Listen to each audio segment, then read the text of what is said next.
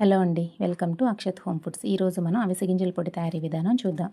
కావాల్సిన ఐటమ్స్: అవిసె గింజలు, శనగపప్పు, మినపప్పు, ధనియాలు, కరివేపాకు, వెల్లుల్లి, ఎండుమిర్చి.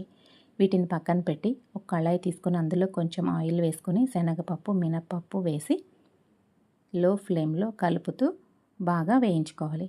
ఇవి బాగా వేగిన తర్వాత అందులోనే కొన్ని ధనియాలు, జీలకర్ర వేసి కలుపుతూ లో ఫ్లేమ్ మీద మంచి అరోమా వచ్చే వరకు వేయించుకొని పక్కన పెట్టుకోవాలి.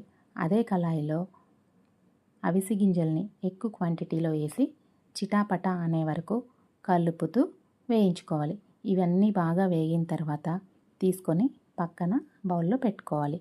అదే కళాయిలో కొంచెం ఆయిల్ వేసి ఎండుమిర్చి, కరివేపాకు వేసి బాగా వేయించుకోవాలి. ఇవన్నీ చల్లారిన తర్వాత మిక్సీ పట్టుకుంటే అవిసె గింజల పొడి రెడీ. ఇది డైలీ తింటే ఆరోగ్యానికి, హార్ట్కి, స్కిన్కి, హెయిర్కి చాలా మంచిది. Thank you.